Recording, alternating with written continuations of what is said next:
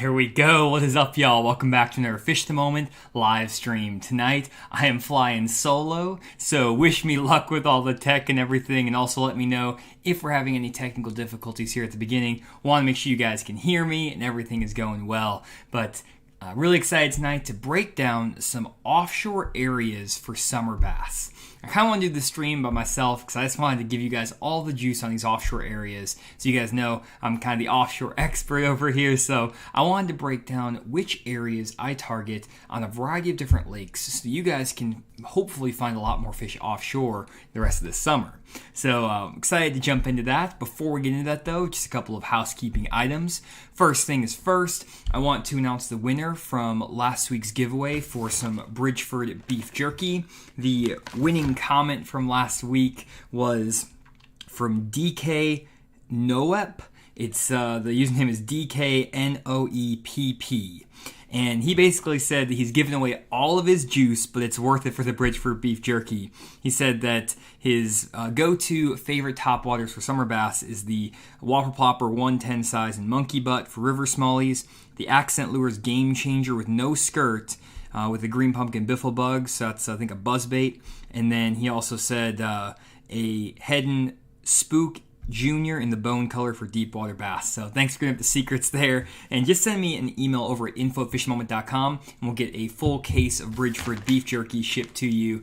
Shout out to Bridgeford for sponsoring the podcast and the live stream. And we're going to be doing another giveaway, as we always do, for another case of Bridgeford beef jerky. I'll explain the rules of how you can submit your entry and everything at the halfway point of the live stream. So without further ado, let's just jump straight into the main topic today. Before we do that though, let's just say hi to everyone really quick. Everyone gets mad if I forget to talk to the guys on the stream. We got Randy, Ryan, Ron, John, Paul, Chad, Darren, Timo. Good to see everyone on. Bill. Hopefully everything is good, but hopefully it says it's frozen. Hopefully that's not the case. I'm using a little bit different setup today, but let me know if it's all good, and we should be good to go. So let's jump straight into it here, guys, and just start talking about some of these offshore areas. There's no real point in beating around the bush, so let's just jump into it. And don't worry, Timo, I'm going to be talking about rivers. We're going to be talking about a bunch of different stuff. Let's see here. I'm just going to make myself a little bit smaller here. I'm going to get myself a lot smaller here, actually. That way you can see my screen. And we're just going to jump around to a couple different types of structure that I really focus on in the summertime. And actually, I'm going to start with the rivers for all those river guys out there. I know a lot of guys watch the channel, and I talk about a lot of reservoirs. You got Table Rock Lake, Grand Lake, just the areas that are, very common in my area of the country, those type of lakes where you have the deep, clear reservoirs, highland reservoirs, stuff like that. But I want to start actually over here on some river systems, because I used to be a river rat. I used to fish on the Arkansas River all the time, and I got a lot of good juice on river systems. And so we're going to go down here to one of my old stomping grounds, Lake Dardanelle. Now, Lake Dardanelle, if we take a look at it over here, I'll pull up Google Earth as well, just to show you guys what we're dealing with. And I'm going to give you guys some juice tonight on some areas on Lake Dardanelle, and also just a really good river time pattern. We'll give a bunch of examples of all these spots. But if we pull up Google Earth here, you can see Lake Dardanelle is a shallow, muddy river system lake.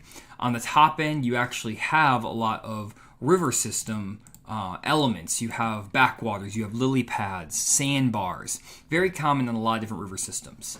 And whenever you have the shallow, muddy water that's moving, there's current in these rivers that's pushing water, you're going to have fish setting up on a variety of different structures. Most of the time, you're going to be dealing with fish, especially further up in the river arms and stuff like that. You'll find a lot of bass setting up on jetties, which are these man-made rock outcroppings that stick out from the bank. And if anyone's fished rivers before, you know that jetties are always a good place to catch fish if the water is moving. And honestly, that's one of my go-to places to go fish in the summertime when the current is moving on river systems. And that's going to be a jetty. And usually what I'm looking for on these spots is where there's a hole in the jetty between one part and another. This usually happens when the water's a little bit higher. If the water's a little bit lower, maybe there's not as much of that jetty, or not as as big of a gap. So if we look right here, on some times when the pool is really low, you won't see any gap in that jetty. Then other times there will be little holes in the jetty, just depending on the water level that we have here. So you can see here there's now some holes in that jetty. So that's something that's really great when the current is moving and the water's moving.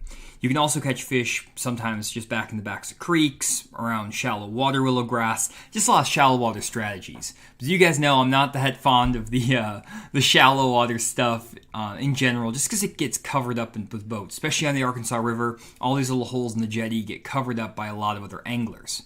So what I like to do is, instead of targeting the rock outcroppings and stuff like that, I actually try to target sandbars. Now, what is a sandbar? Basically, it's an area where you have a literal pile of sand that's out in the middle of the lake. And these sandbars are interesting because basically they act as a feature that's more similar to what you'll find in a reservoir or a lake than what you normally find in a river. To explain that, let me just kind of pull up an example of one of these areas I'm talking about, one sandbar that's always been really productive for me. We're going to go back down the lake here a little bit, and for those who are on Lake Dardanelle, you're in luck. I'm about to give you guys some juice. So right here, you can see that there is some sand that's sticking out here. It's just a bunch of sand, sandy bottom, nothing super special about this. This looks pretty normal. However, if we take a look at this spot on Navionics, and I just pulled this over here, let's see here. There we go. If we pull up Navionics, what you'll see is this point right here that we're talking about actually sticks out from the bank and drops off pretty sharp into a creek channel. So if we take a look right here, you can actually see that you can kind of see it, there's a creek channel right here.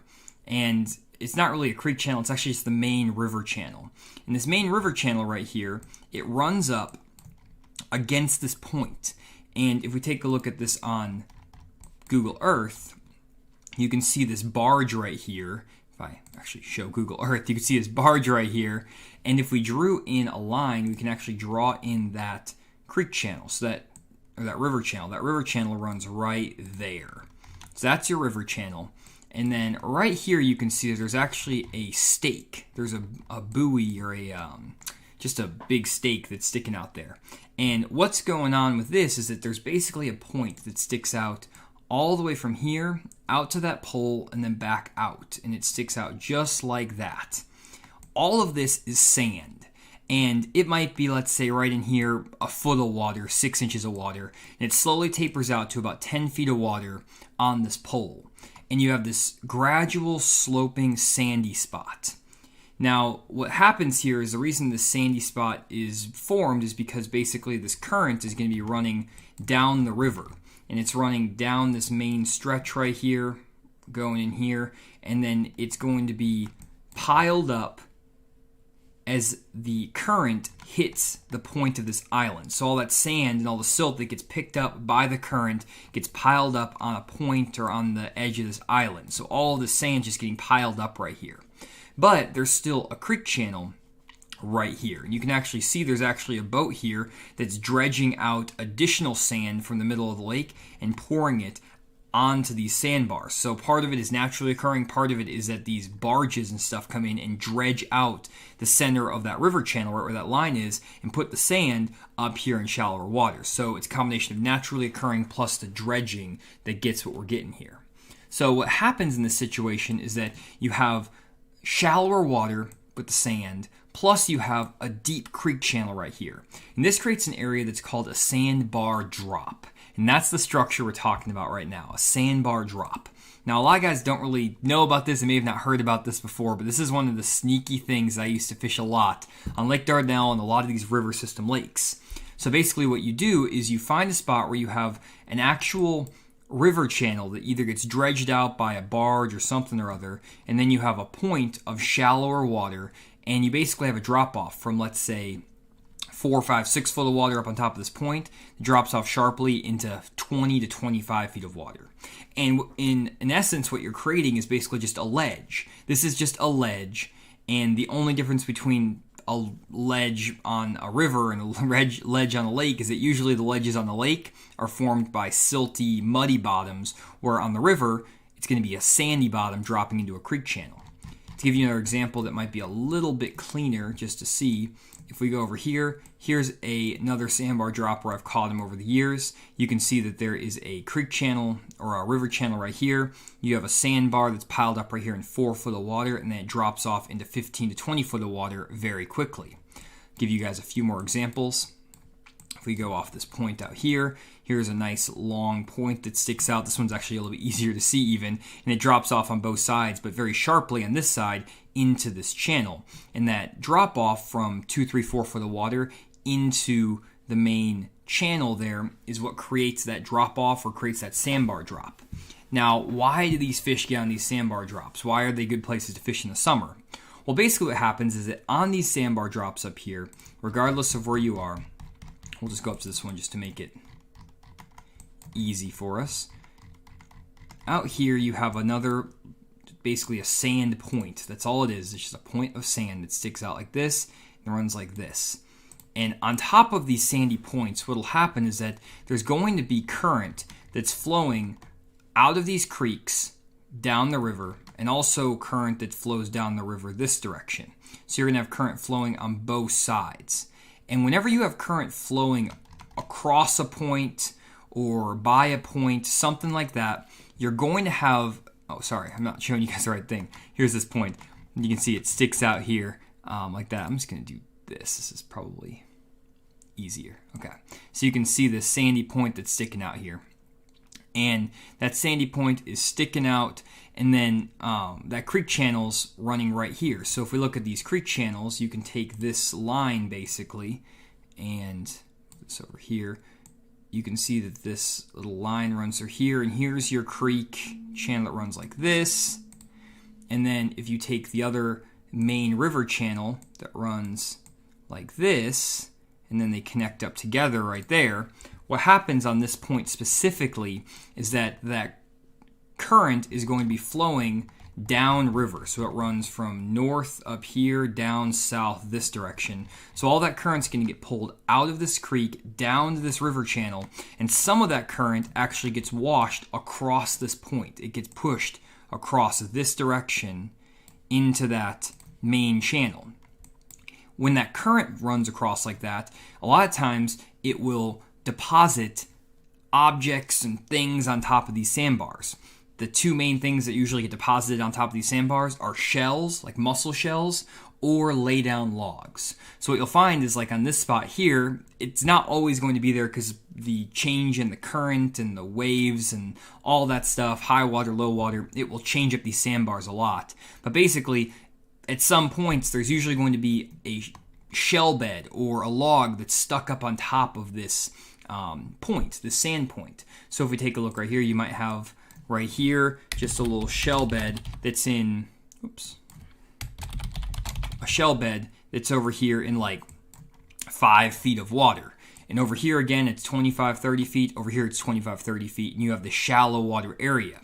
And what will happen is that these bait fish and the bass will hang out in the middle of this creek channel most of the day. And then usually when you have a sunnier day, a warmer day, those fish will move out of these creek channels on top of these flat points with sand, and they'll start feeding on these shell beds. And if you can hit them at the right time, I mean, it's absolutely game-changing. Catch a ton of big fish. There's only 100 people on the stream tonight, so I don't know what the low attendance is about, but you guys are getting the juice right now, because almost every single tournament on Lake Dardanelle from like now through September is won on these sandbar drops, and like nobody does it. It's very, very rare that anyone does this. There's only like a handful of guys that even know about this whole pattern, and it works super, super well.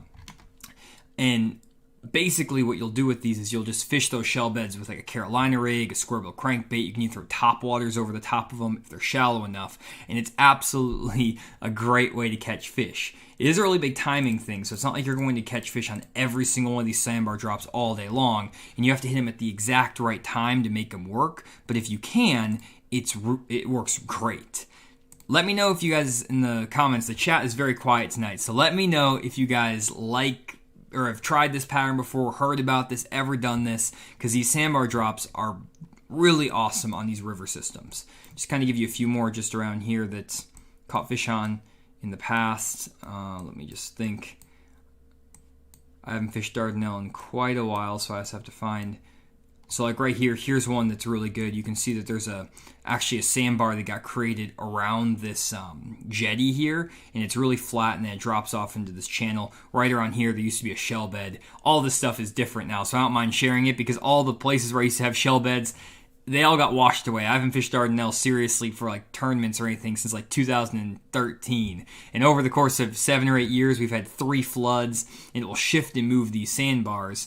And really what happens, guys, is the reason these sandbar drops are so great is because if you have lots of current that runs through and messes up the river, moves the river channels around, like let's say you get 5, 6, 7 foot high floods, it's going to change up all these sandbars. They're going to move, they're going to shift, and they're not going to look exactly like they do on the contour map here. So you kind of have to use the map as a reference, but it's not actually going to be that accurate. They're going to be a little bit off from what the reality is. And what you'll have to do is just kind of get out there, graph, maybe get your boat stuck a little bit. I've pushed myself off a lot of sandbars. It's nice having an 18-foot boat in that situation. But basically, you just graph around, find where those drop-offs are, and then you can. I just made a video about my Humminbird settings on the main Fish of the Moment channel. I'll use that red-green color palette on my Humminbird unit to scan for shell beds on these sandbars, and it works just absolutely awesome. And basically, one thing I'm seeing here is with the rivers, do you need the current to flow? And basically, no, you don't need the current at all. Actually, this pattern is better when there's no current. For example, if we pull up the graphic here, this area here, find, I don't know which year this is. This is all the sea. Even all this stuff is different from when I was fishing it a while ago. Here's a nice like a little sandbar thing that sticks out. I'm sure there's probably potentially some shells out here. But basically, when there's zero current, when there's no current, that's when these sandbars and these sandbar drops are the best. When there's literally no current or very little current. If there's a lot of current, let's say you have 30,000 cubic feet per second of current. It's moving. You can feel the water moving. That's when you can do a lot better on these jetties, the ends of jetties like this. You can do better maybe just fishing down some straight banks of bank grass. I've caught a lot of good fish just fishing down main river banks with water willow grass when that current is flowing. But when the current is not flowing, these little sandbars, here's another one I caught them on in the past. You can see that really sharp point that sticks out. And then the drop is right underneath that bridge, right there. Boom, that's like a key little area.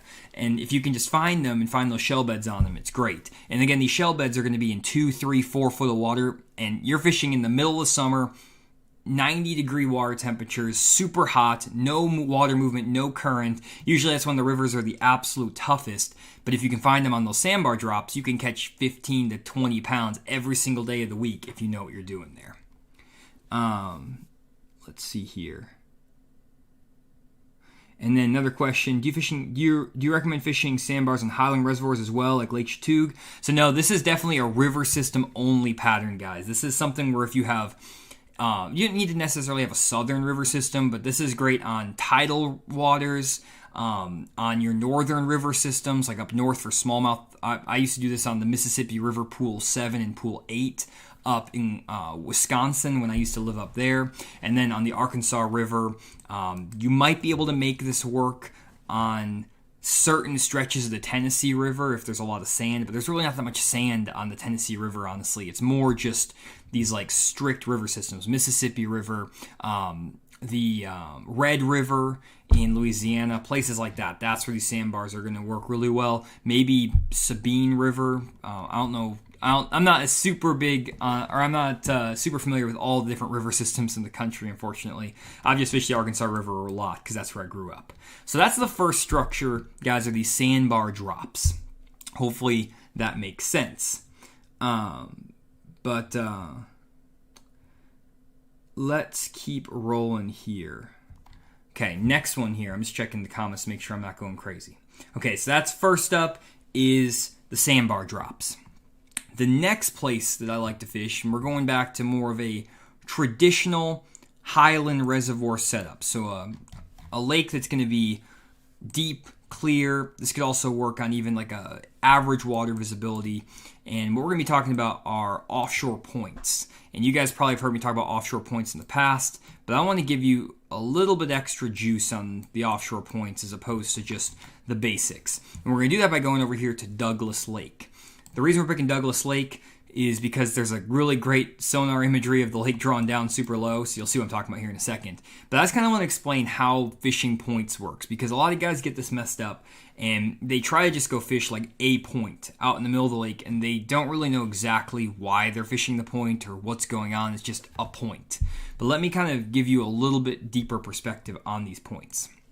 So basically, what I'm doing here is, I'm just going to pull up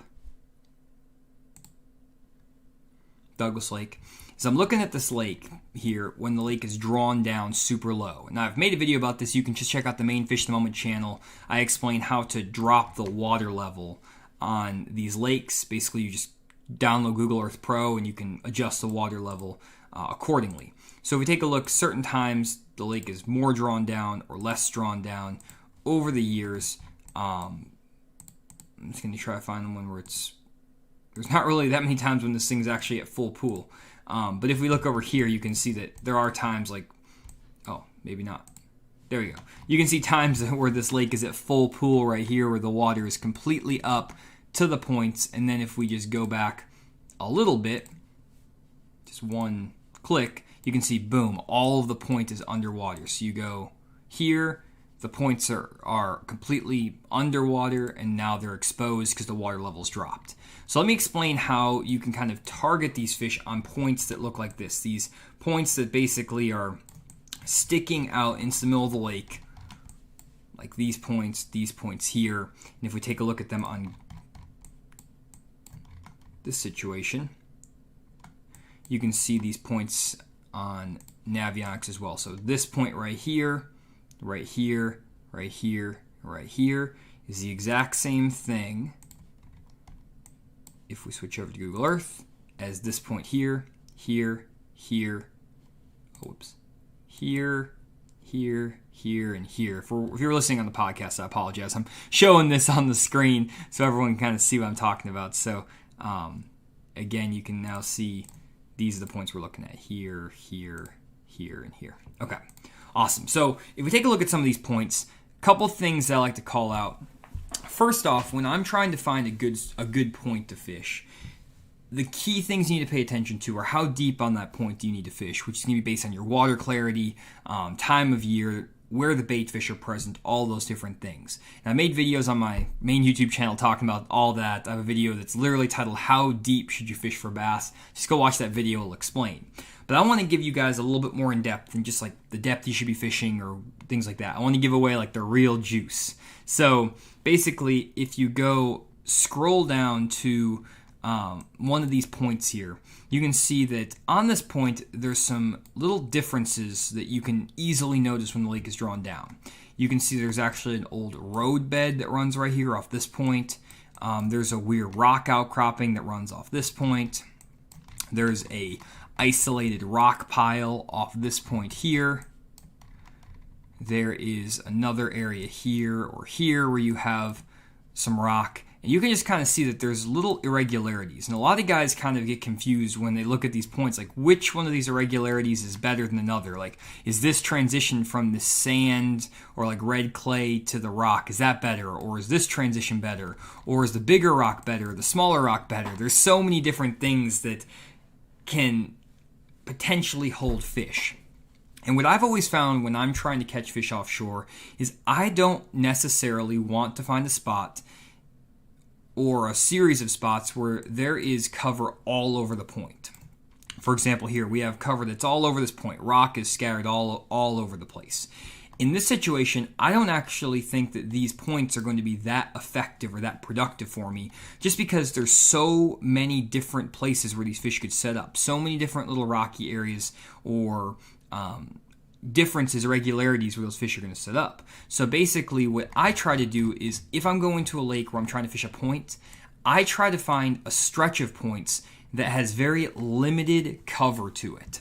For example, if we take a look at these points right here, these points have a lot less cover on each of the points. And the way you would find this normally is you'd actually just have to graph them with your fish finder using side imaging and stuff like that. But if you take a look at this point, you can see it's basically barren. There's nothing going on this point. There's literally nothing up there. And what I'm trying to find on a point is I want to find a point that's pretty much completely barren of anything interesting. It's just devoid of anything, but then has a little irregularity to it. So for example, if you take a look at this point, see how this point here has nothing. There's nothing up here. It's just a straight up sandy point.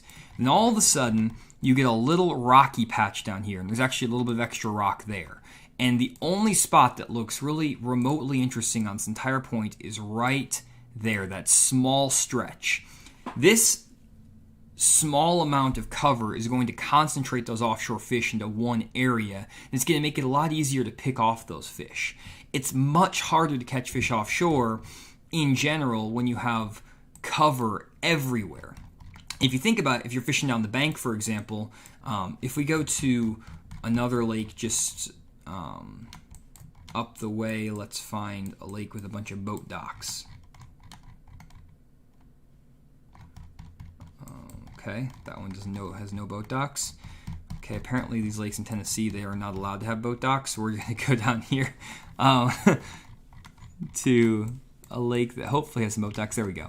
So if you go in this cove, for example, there's boat docks all over the place. And it's really hard to know when you're fishing up shallow which one of these docks has fish around it. So what you'll do is you'll just basically pull in and fish every single boat dock. And you'll just fish a bunch of them until you kind of get a sense for, are the fish on the outside boat docks? Are they on the inside boat docks in the backs of the pockets? Are they more towards the very backs of the coves or the creeks? Or are they more towards the mouth of the creek? And you can slowly build up this pattern of where the bigger fish are, where the most bites are coming from on these boat docks. And after a while, you can basically eliminate, let's say, 2/3 of the boat docks after fishing for half a day and determine that the best boat docks are the ones that are in the first third of a creek, and you really just need to be fishing the docks on the steeper side of the bank. Maybe the shallower side is not as good. Maybe they're just on the steeper side. Then you can go to the next creek and you can say, okay, well, if I know that I need to be fishing docks in the first third of a creek on the steeper side, I only need to fish these 2 boat docks or 3 boat docks here. I can skip all the rest of the boat docks in the back of this creek. Or, if I go to the next creek again, just fish these first few boat docks right here as opposed to fishing every single boat dock. This is a really effective strategy when you can actually visibly see the cover. If you can see every single boat dock you need to cast at, it makes it very, very easy to cover water quickly, make a few casts at the boat dock, and move on. The problem we're dealing with when you fish offshore is that you can't easily see the pieces of cover you're trying to fish. On the contrary, it's sometimes pretty difficult to see the pieces of cover you're trying to fish. You have to basically either have something like a 360 imaging and, in a combination with graphing to kind of determine exactly where these little areas are.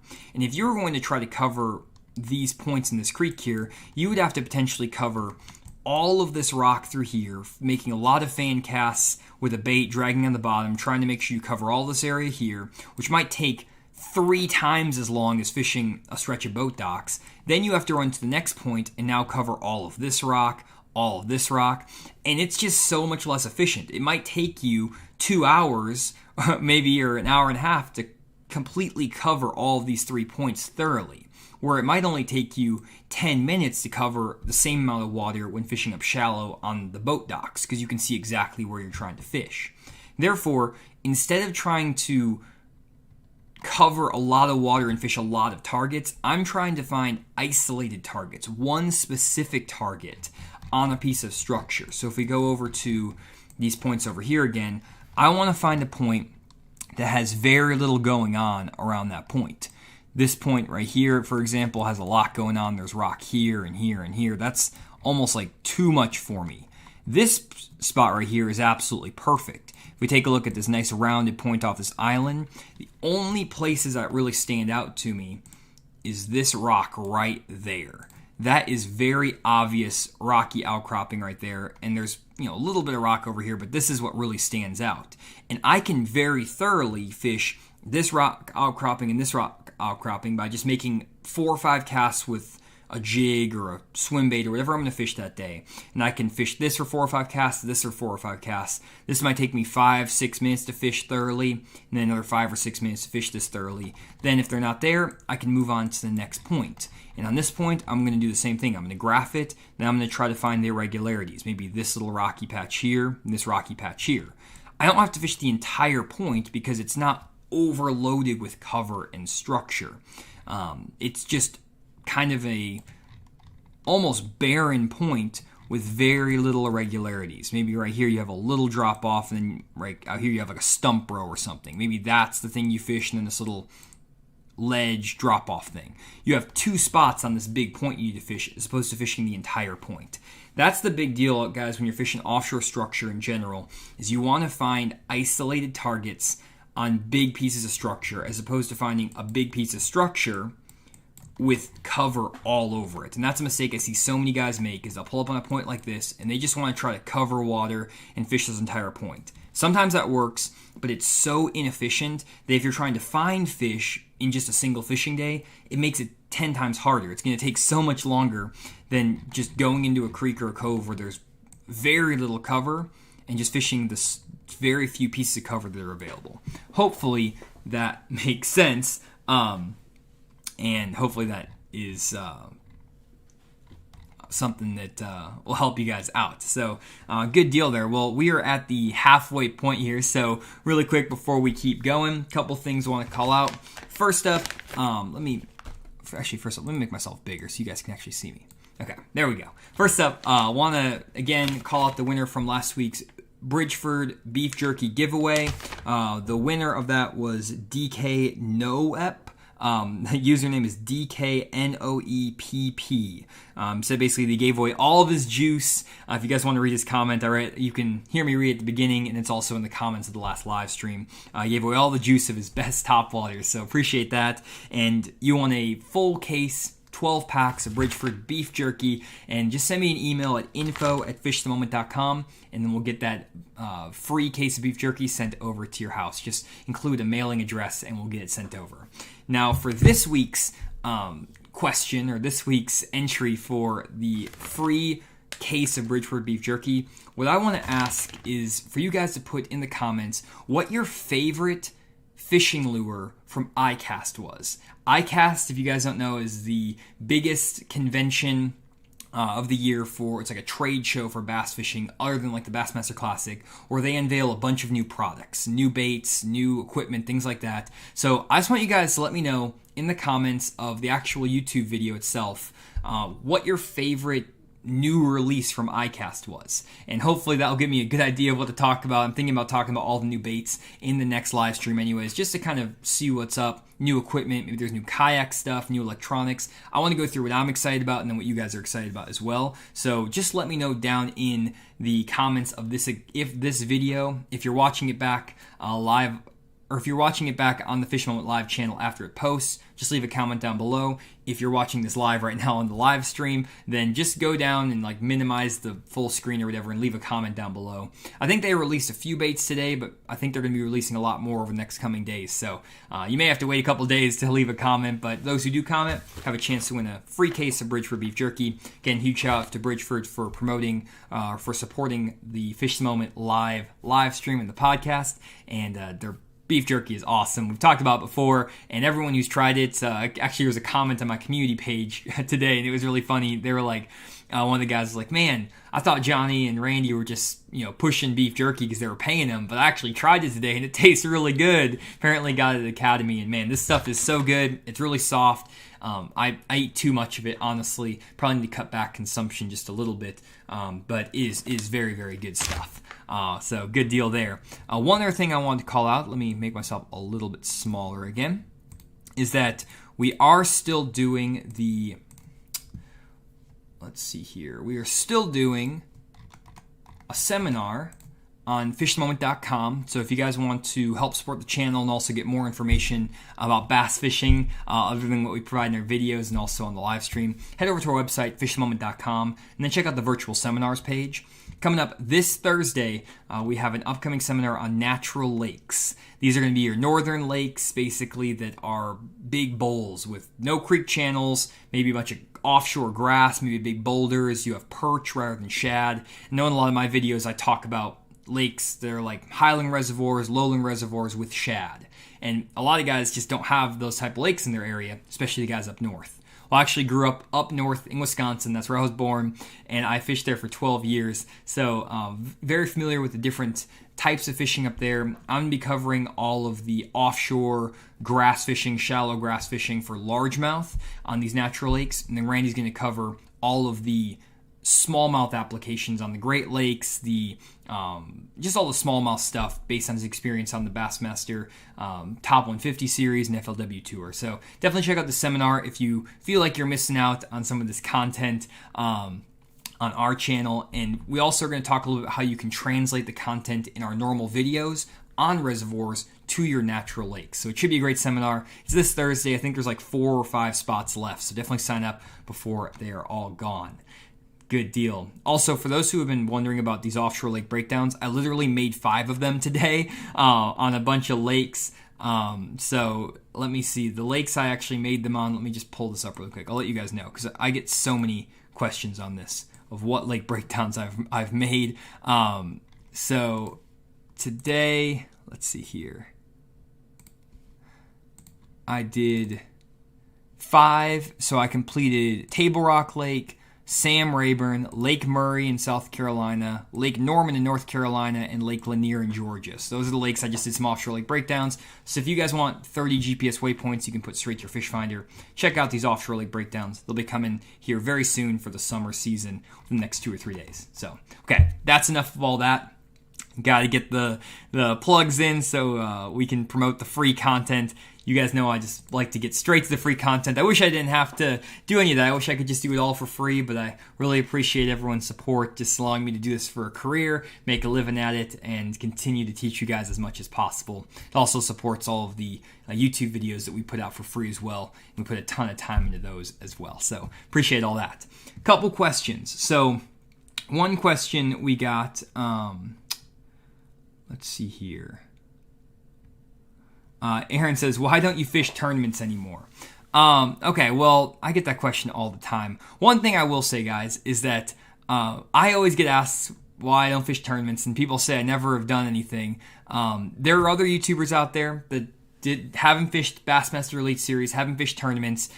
They're well-known fishermen. They're well-respected. There's a bunch of YouTube channels out there. The guys haven't fished professionally, and they still teach. So, it's not that uncommon for it to happen, and honestly, I just prefer putting my time and effort into teaching. I couldn't make these live streams, couldn't make my YouTube videos, couldn't put all the content I do out every single week if I fish professionally. There's just no way to be competitive and put out the instructional content I do. I could do more vlogging style, like a Brandon Polnick video, Jacob Wheeler video, but I like to put that extra effort and extra time into learning stuff on the water, experimenting, trying stuff, and then sharing what I learned with you guys. That's just what I've decided to do with my life. It's also a lot more stable career than a tournament bass fishing career. A lot of you guys think it's this glamorous thing where every pro makes millions of dollars every year. It's just not the case. I can make a lot better living doing this, a lot more secure living, if anything, than going and being a professional tournament angler and spending $120,000 to $130,000 a year in expenses and then trying to get sponsorship for that and all that stuff. I mean, it's crazy. You literally have to put up $120,000 every single year to be a professional tournament angler on the big tours. And then you have to make up that money, and then you basically have to make, in addition to that, to pay the bills, pay the electricity. So that's why I didn't do it. I'm an economics major, got my MBA. I realized that it's probably not the best business decision and personal income decision to be a professional angler. So that's why I've done this. And it's been working out pretty well. So that's the answer to that. Also, just get to spend more time with my wife and with family. Don't have to be on the road 200 days a year. There's a lot of benefits. I'm sure a lot of you guys understand, but a lot of you guys are like, you don't fish tournaments because you're scared or you don't know what you're doing.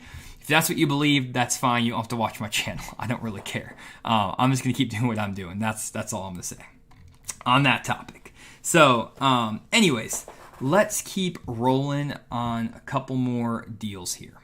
So, let's jump to the next type of cover that I'm talking about. So, or next type of structure, sorry. So next type of structure is going to be ledges. And I'm actually going to use Douglas Lake again for an example. And again, a lot of guys, have probably heard or seen videos of me talking about ledges, or somebody out there is talking about offshore ledges. And I've done a complete video where I've explained every single type of structure, again, over on the main Fish the Moment channel. This is the live channel, basically. And, I just do these videos live off the cuff. But if you want to see more detailed videos with graphics and everything like that I spend like 20 to 30 hours producing every video, go to the main Fish the Moment channel and check out those videos. But for those who are here, let's take a look at one of these ledges. And a lot of you guys know what a ledge is. It's basically where a creek channel runs into a flat.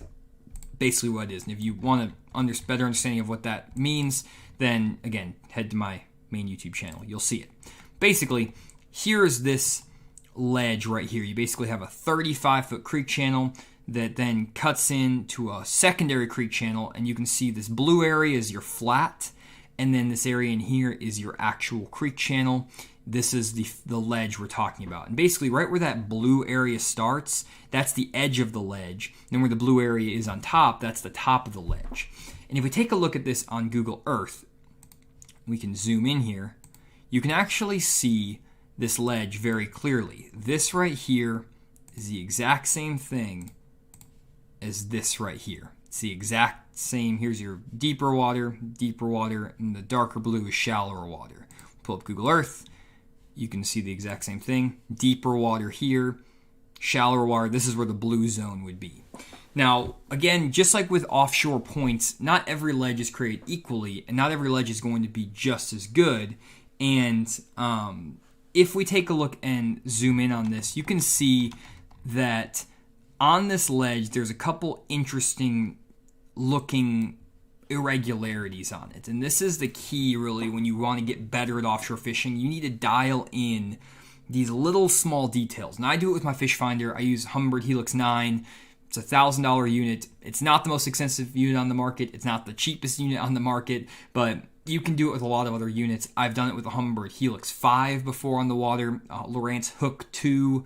You don't need the fanciest graph to find all these irregularities. I have, again, a ton of YouTube videos on how to read a fish finder on the main Fish the Moment channel. But if we take a look at Google Earth here, the things that really pop out when we're looking at this ledge is, first off, if we take a look, here's kind of your main river channel. It runs right there, and then it forks off right there, and it runs down this little drain or ditch, whatever you want to call it. So you kind of have a drain or a ditch that connects in with the main river channel. The things that pop out in my eye are anywhere where you kind of see the shadow area. You can see actually there's a change in color on the bottom. You have a little bit brighter area here, and then it's a little bit more darker or brown on this side. This little section right here, this little irregular drop, it's probably about a 3 or 4 foot little shelf that's a ledge within a ledge. That's kind of how I'm going to explain it. There's another one over here where you can actually see it goes, this little white streak here. And this is something I find all the time when I'm ledge fishing that guys don't really notice, but it's not that I'm necessarily just fishing the actual ledge. If you wanted to kind of get like the textbook definition of the ledge, it would be right there and right here. So that right there, let me get these out of here. Oops. These little circles right here would be your textbook definition of the ledge. That's what a lot of guys would try to fish. They pull in here, they would pick up a deep diving crankbait or a football jig, and they would just start randomly fishing down these drop-offs, these ledges. The problem with that is that these fish aren't just going to set up randomly on these ledges. They're going to set up on little irregularities. And a lot of times, especially this time of year, when you get later in the summer, the fish have already grouped up offshore. They're now breaking up out of their bigger schools. The areas that are going to be the most productive are not necessarily the areas that are the most obvious. A lot of them are going to be these subtle irregularities, these little tiny changes, like this little drop off within the drop off. Like the ledge is right here, but there's a secondary ledge right in here. And there might not be that many fish that set up on the spot. Maybe 7 to 12 fish set up right here. And maybe there's 4, 5, 6 more fish that set up here. maybe earlier in the summer, there were 100 fish that set up in this big general area when the summer first started off. But then as the summer progresses, a lot of these bigger schools will bust up and break up. And then those fish will kind of move to some of these isolated, interesting looking areas, like right here, right here. And a lot of these fish, when you try to graph them with your fish finder, won't actually show up very easily. A lot of them will set up in the shadows of these little drop-offs, and I've made videos explaining how you can find those fish. I also have an advanced electronics class on fishmoment.com if you guys want, that really dives into how to find those hidden fish on your fish finder. It's actually a really, really good seminar. If you guys do want to check it out, there's a recording of it. I'll just show you this really quick on the virtual seminars page. You can just go down here, it's the recordings, and if you go to the advanced electronics seminar, you can purchase that just whenever. And I talk about how to find a lot of these hidden fish with your fish finder, that basically it's what you're going to be dealing with this time of year. You have these fish that are setting up, sorry, I'm trying to get over here, setting up in these weird little irregularities, and there's only 7 or 8 of them. And if you can identify those 6 or 7 fish with your fish finder, those are those mini schools that will produce a lot of good fish because they're just untouched by other anglers. Most guys are looking for these giant groups of fish on their fish finder, and if you can find those little micro schools, 6 to 8 bass, you're going to be able to consistently pull 1 or 2 fish off of this spot, 1 or 2 fish out of here. Then you can roll up to the next ledge, and maybe you can find another weird irregularity down this drop. This one doesn't look like it has anything super interesting, but maybe if you look right on this one, maybe your key little stretch is right here where you see a darker area. Maybe there's 5 or 6 fish that are kind of sitting with their nose right on that drop. A lot of these fish will set up right in the shadow, right where that actual like black space is, that shadow, right where I put that dot. That's where a lot of those fish will set up on these ledges and these breaks. And you can't find them very easily in a fish finder unless you know exactly what you're doing. But when you can identify them, then it's also about how to trigger those fish into biting. They're not always that easy to trigger into bite, but that's also part of the challenge of offshore fishing, is how do you get those guys to fire up and bite. And again, I've talked about that in a lot of my YouTube videos, so I'm not going to get into that all right here. Another thing you might find too is on these ledges, maybe if you have to go a little bit further up, but maybe there's just like an isolated brush pile that someone's planted out here that got drifted up, and it's just a random little irregular piece of cover. A lot of times it doesn't necessarily just have to be this weird structural feature. Maybe it's a piece of cover like this brush pile, and it doesn't look like anything special on the map here. It's just a drain. This actually looks kind of more interesting where the steeper drop is, but if you have these brush piles up here, this might be where those fish are. You have to spend a lot of extra time graphing to find that stuff. So that's just a little bit on ledge fishing. Hopefully that was some good insight. It's not necessarily anything groundbreaking, but it is kind of interesting. So let's keep rolling. If we keep going to the next one, sorry guys, normally when Randy's talking, I can do all of the adjustments in the background. I'm trying to roll by myself, so I'm trying to get everything set up here. So just bear with me for half a second. Sorry guys. Okay, last type of thing I want to talk about, and this is something that works on all different types of lakes: shallow, muddy lakes, deep, clear lakes. Just gonna pull this up over here. We're just gonna talk about a hump. A hump is another area that, especially if you're fishing on a lot of these deeper, clear lakes, blueback heron lakes, but also shallow or muddy lakes, catch a lot of fish out of humps kind of just year-round. Humps are something that you're going to spend a lot of time potentially wanting to fish, but it's not always the easiest type of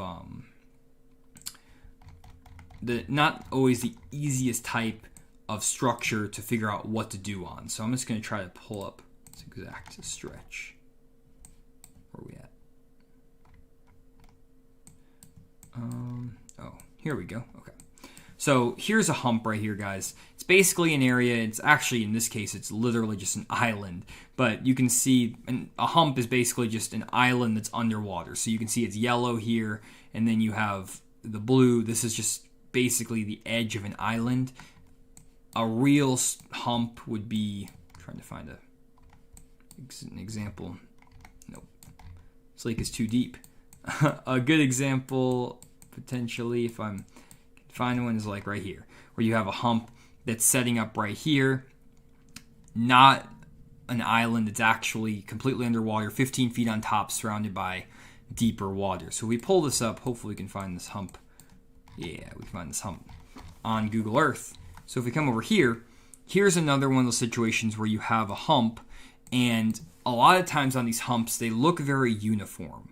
They look like they're basically just this rounded off area, nothing fancy going on here. But on every single hump I've ever fished, there's always going to be one little tiny sweet spot, and that's something that you want to always be looking for. There's usually just one cast that's the best on every single hump I ever fish. In this situation, it's probably most likely going to be where you have this nice rocky ridge right here and here. Somewhere in here is probably going to be your key stretch on that hump. A lot of guys are going to maybe pull up on this hump and just start randomly fan casting, and they might potentially catch a fish, but again, looking for those secret little, not secret, but those irregularities within the hump, and also finding a hump that doesn't have this type of rock all over it. There's some of these humps, if we take a look back over here, where there's rock all over this hump. You can see it's just everywhere. Well, this is a pretty big area right here. This is not like a small little deal. If we just put this up in yards, I mean, go from here to here, that's a football field worth of, it's 100 yards, football field worth of rock. And then across, you're also dealing with like half a football field. So it's literally just, this is a football field worth of gravel. Think about in your head trying to make casts on a football field. Put yourself in the middle of a football field and think about trying to efficiently cover an entire football field worth of rock with a football jig or a swing head or a swim bait or whatever you're trying to throw down there. It would take forever to crisscross and zigzag the spot and try to find exactly where those fish are in these rocks. They could be literally anywhere up in there. And it's so frustrating if you're trying to cover water that way. So again, when you're trying to fish an area, this is again a football field size of rock. This might be great if you want to fish up your shallow water and burn a crankbait through it or something. But if you're out here in the middle of the lake, it's a lot tougher. So instead, looking for those isolated pieces of cover on these humps is going to be really crucial. Another thing about humps is that there's always usually going to be a steeper side to the hump and a flatter side to the hump. And if we take a look at this hump here, and go back over to Navionics, this is something that I always pay attention to a lot, especially when I fish on Lake Washita in Arkansas, is we have a lot of humps there. And if we zoom into this, you can see in this situation you have a big hump here, but there's one part that has a lot steeper drop. Right there, you can see those contour lines get a lot tighter together, and you get shallower right there. That drop is from 19 to 50 foot of water. Over here, it goes from 25 to like 45 feet of water. Over here, it goes from 35 to 55 feet of water. Here, 19 to 45, 50 foot of water. So you get a lot bigger drop off, a lot quicker drop off. And usually, wherever you have that quicker drop off is where a lot of those bait fish are going to congregate and where you're going to find more of your fish. So not every single part of a hump is created equally. The cover can be the differentiator, or the steeper side of that hump is usually going to be a little bit more productive than the flatter side. In this situation, you can see that there's not really any irregularity on this hump in terms of, there's not any irregularity up here in terms of cover. Here's that high spot. There's not like cover or rock or anything up here. So this might not be the best hump, but if you can find a hump where there's a combination of a steep drop off plus some cover, now we're in business. So if we actually just pull up the map here and we just kind of scroll around, look at some of these humps. Let's take a look at this one. Like for example, this one right here. We take a look at this. Where are we at? Right there. If I pull this over, let's try to give you guys an example here. Here we go. So if we take a look at this hump right here, you can see this hump. The steep side of that hump is right here. This creek channel kind of curves around the edge of it. I can basically skip this entire hump over here and really focus on this back end, where those contour lines get tighter. I'm going to really focus on where that creek channel hits in tight to that hump. And I'm going to focus on this little zone right here. And then when I go to graph it, which we can now do just because we can see when the lake's rolling down, I'm going to focus on trying to find the cover that's on this side of the drop. there's a lot of cover on this side of the hump, but this might not actually hold that many fish. Instead, this rock might actually be really not that great because it's on the flatter side of the hump, and the best little stretch might just be right in here, right on that steeper side, and I can eliminate all this other cover just by fishing that steeper side of the hump, and that's kind of the zone that's probably going to be best. So hopefully that also makes sense. Awesome. I want to answer a couple questions I see coming on here. First, from Robert, Jonny, do you prefer Navionics or Lakemaster on the Helix? What do you like about each? If you had no preference, Lakemaster in my region of the country is 100 times better. One thing on that, let me pull this up really quick. One thing you can do is if you go to, let me find this. So if you type in onto Google, you can just type in Humminbird Lakemaster on humminbird.com. And I'll just pull this up here. And this is not a sponsored thing. This is just showing you guys what's up. So I think you can scroll down here. You can actually find a lake list.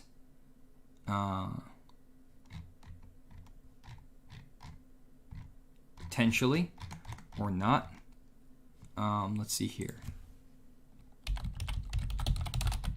There we go. Lakemaster lake list. Just type that into Humminbird. I guess that works. And you should be able to get a list of all the lakes that are available. Or you can, I should have probably known what I was doing here before I did this. Maybe if you go into the product. No, I don't want to do that. Okay, well, apparently. Oh, here we go. Yes, there we go. Now we get the lake list. Boom. There it is. Okay. You have to go into the product. There's a bunch of steps. Apparently, you have to dig into the website, but you can get a lake list.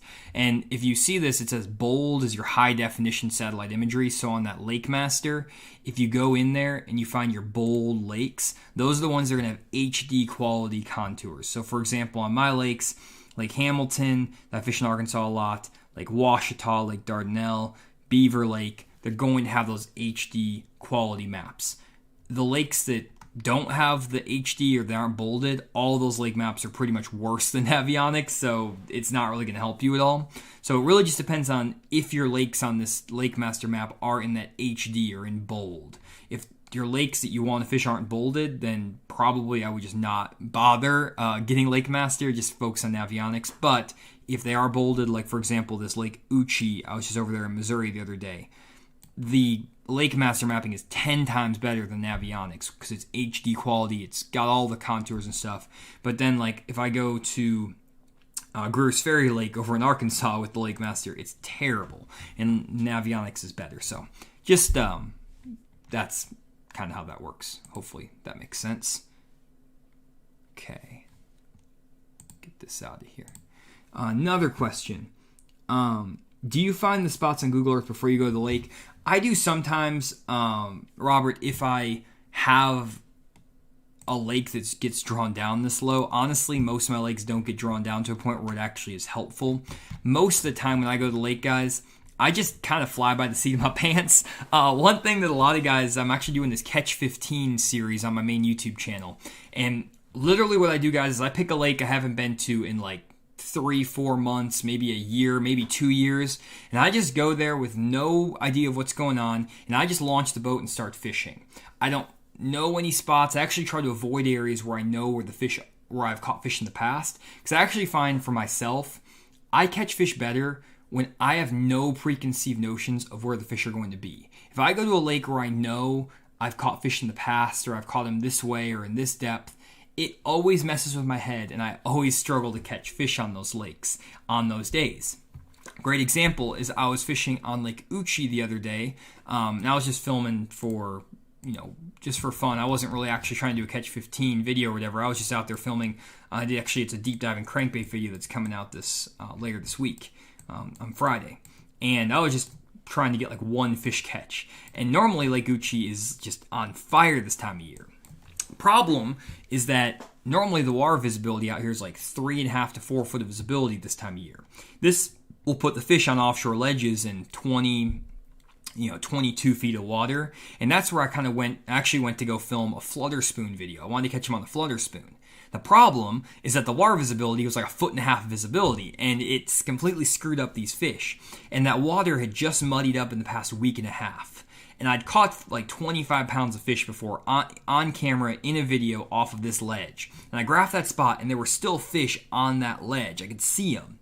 But I couldn't get them to react to a flutter spoon because the water was so dirty, and they just were suspended too high in the water column. I just couldn't get them to fire. And if I was, I actually wasted like an hour and a half trying to fish for these fish, make them bite, and it just wasn't working. And I was letting my preconceived notions of what I should be doing dictate my day. And I was trying to force the flutter spoon bite for like an hour and 15 minutes. I realized that's not going to work. I reset, and what I did is I had to find areas that were shallower. So instead of fishing on this ledge in 20 foot of water, because we only had 1.5 foot of water visibility, I had to find a drop off that maybe dropped here from like 8 to 30 feet of water very quickly, a shallower ledge. And I pulled up to my first ledge that I knew just from graphing over the years in this lake, 'cause I had some experience. In 8 to 15 foot of water, I knew there was a drop off right there. I pulled up, I graphed, I saw 2 or 3 fish on the screen, threw a crankbait down there, and boom, caught a fish right away within the first 5 minutes. And I caught a couple more, and I could have probably repeated that around the lake, but I really didn't try. I was doing other stuff. But that's kind of how I thought about it. And I had to adjust based on the water visibility, where I was fishing, and my whole strategy, and I had to abandon what I was doing. And I came there again with the intention of catching him on a flutter spoon, but it just wasn't going to work because the water visibility wasn't there. So what I always do in my videos, guys, is one, I like to go to bigger lakes. These little lakes like Lake Uchi, I've fished a million times. I don't really like going to them very often because I have too much history. So I'm actually going over to Beaver Lake, fishing it in the summer this week to do a Catch 15 series. I don't fish Beaver Lake hardly at all. I hate fishing Beaver Lake. It's a tough lake. It takes 15 pounds to win every single solo Elite Series tournament down this lake. But there's like normally 3 guys that catch over 15 pounds every tournament out of like 130 boats. So these are the guys that plant their own brush piles. They fish this lake for 25 years. They're really, really, really, really good on this lake. And the competition's tough. So catching 15 pounds of this lake is going to be really tough. But I also know that if I go out to areas where I've even caught fish in the past, it's going to throw me off. So I'm going to pick a stretch of the lake that I've literally never been to before in my life. And I'm just going to graph, or I've not been there. I've been there, but I don't really fish like this area of the lake. I don't ever fish this part of the lake at all. I'm just going to go there, and I'm just going to run this area of the lake for the entire day. I normally fish below this area, or I fish above, like up here, or maybe even around here. So I'm picking an area I've never been to just because I want to have a clean slate in my mind. If I'm going out fishing for one day, I need to have a clean slate, so I'm not coming in with preconceived notions. I literally fish the moment. I come in clean, and that's what I like to do. I don't know how I got off on this tangent, but that's basically what I was trying to say is I don't really go find spots beforehand. I just go day of to the lake and just figure it out and use my instincts to catch them. That always works way better for me. Let's see here. What are you throwing on the steeper side of humps? It just depends, Bill, and depending on if I'm on a shallow, dirty water lake, I'm throwing a crankbait. If I'm on a deeper, clear lake, I'm throwing a drop shot. I have a whole video explaining on my main YouTube channel how deep to fish offshore and then what are the best offshore baits based on what I see on my fish finder. 90% of the time, the baits I choose are based on what I see on my fish finder. I don't actually know what I'm going to throw before I pull up on the spot. I need to graph it first, see how the fish are positioned, then I'll pick out a bait. And I normally carry like 15 rods in my boat, so I can always pull something out. I have a flutter spoon out, I have a scrounger head, I got one of everything. So when I get there, I don't know what I'm going to throw. I just have a bunch of stuff on the deck of the boat, thinking I kind of know what I might do, but I don't really know. And then a lot of times I'm just digging in the box, I'm cutting off baits, and it all depends on what I see on my fish finder. That's going to dictate what I'm throwing. And then Aaron says, why are your lakes so tough? Is it the pressure, eating fish? It's just fishing pressure. Beaver Lake, in the spring, there's 1,000 tournament boats on this lake, like every single weekend, it seems like. There's so many fishermen there fishing tournaments on this lake. Plus, then in the summer, there's pleasure boaters everywhere, and it's just not easy to catch fish. There's so many recreational fishermen in Arkansas. It's near a big city, so it's just, it gets pounded by other fishermen. You really have to get into like very specific tricky techniques and really know what you're doing to catch fish. It's made me a lot better fisherman, but it's not easy to go out and just catch 15 pounds on any of these lakes. It's very, very tough just because these fish are really well educated. You have to do something different from everyone else to catch a 3 or 4 pound bass. You can't just go out and just throw a spinnerbait down the bank and catch 15 pounds, or just pull up on an obvious drop off and find them stacked up like you can sometimes on like a Lake Fork or wherever. You have to like really be sneaky and tricky. That's what I like to show in my YouTube videos anyways, which I think makes for more fun content when it's kind of tough as opposed to when it's just easy. Okay, and then let's see here. I don't think there were too many other questions. Paul says, when are you going to be doing more on the water lessons? Paul, unfortunately, I'm not going to be able to do any more. Just with all the filming and everything, unfortunately, I don't have time. I don't have time to do much of really anything other than just film and edit and work on map breakdowns. That's like basically my entire week. Takes up a lot of time doing all of that, unfortunately. And then Jess says, funny about how you asked about not having his wife on here. That's one of the reasons I enjoy Fish the Moment. Here to share fishing knowledge and educate, not to share personal family details. Exactly. I just keep to fishing. You guys know, normally I have Randy on the live stream. He goes all over the place. I don't know. Sometimes I'm like, what is he talking about? But that's why we love Randy. But for me, I just stick to fishing. That's it. I'm a fishing nerd. I love fishing. I'm just going to talk about that, share what I know, give you guys as much juice as I can, and that's pretty much it. That's my whole goal with the channel. I'm not out here to talk about personal stuff or try to put jokes in. I mean, there's plenty of other content if you guys want to go have a laugh or do anything. I just try to put out high quality education content and show you guys what I'm doing and just be as truthful and honest as I can, and try to show you guys the results. So even if you don't believe, if you don't believe that I know what I'm talking about, hopefully when I catch a 5 or 6 pounder on camera on the spot, it helps you maybe have more confidence in what I'm doing. That's what I try to do: prove it, talk about it, and explain it as well as I can. That's all I do here. So anyways, that is it, guys, pretty much for this live stream. Again, if you are wanting to have a chance to win a free case of Bridgeford beef jerky, then just leave a comment down below in the video, the actual video itself. Just leave a comment with what your favorite product from iCast was. You can just look up iCast. Usually Wired to Fish does a whole article on it. Let me know what your favorite new product from iCast is. It could be a bait, fish finder, whatever it is. And if you put that in the comments of this video, you'll have a chance to win a free case of Bridgeford beef jerky. And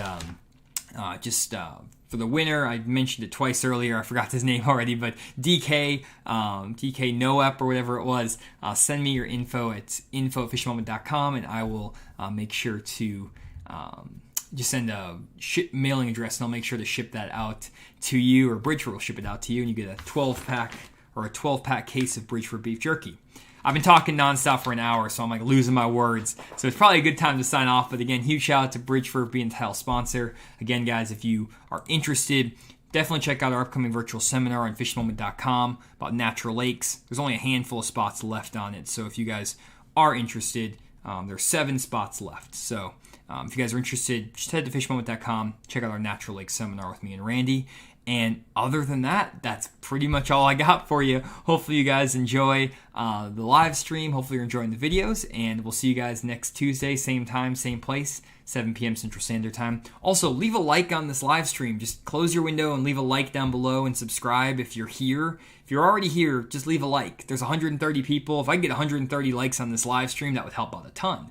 So just leave a like. Super easy. It's free to do. Just click like and then subscribe. If you want to do that too, it's free. It's easy. And that's it. So anyways, thanks again, guys, and we'll see you next week.